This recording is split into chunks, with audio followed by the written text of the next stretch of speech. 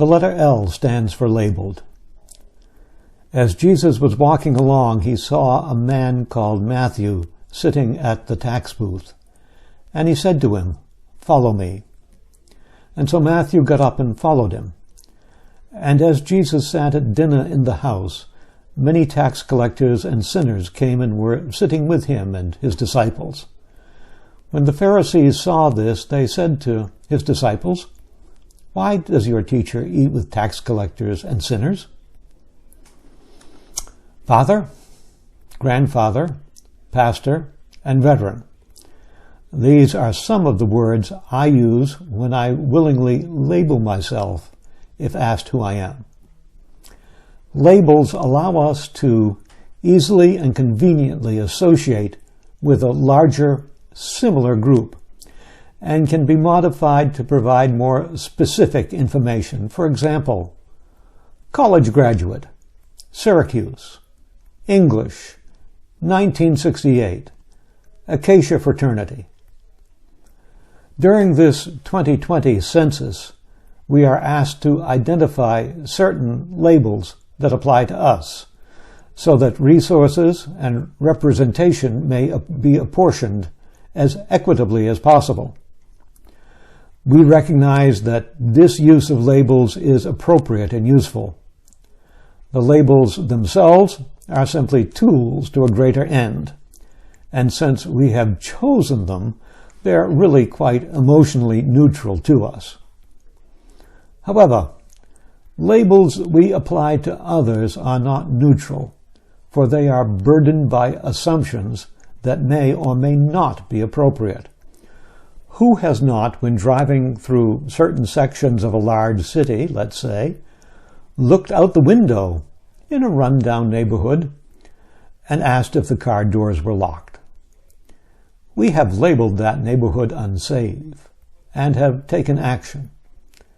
That label may not necessarily be appropriate for that neighborhood, but nevertheless, we have applied it and acted upon it. In the same vein, recently, during the Minneapolis unrest, a reporter, a black Hispanic man, was arrested, while another nearby reporter from the same major network, who was white, was not. Both were wearing similar identification at the same time. The arresting officers made assumptions based upon their appearance, and is so often the case, the assumption, the label, was wrong. During this pandemic, we have seen labels misapplied. Since the virus was first labeled the coronavirus, people began to boycott the Mexican beer Corona, and the Hispanic people were ostracized. Then it became the China flu, and Chinese communities around the nation became targets for those who would assign a label inappropriately and, acting on nothing but emotion, violently attacked businesses and individuals. In our own communities, we are apt to assign labels easily and make decisions based upon our emotional labeling. Someone now without a mask is one who does not care about others. Someone seen returning to the community by car is now a threat to us all.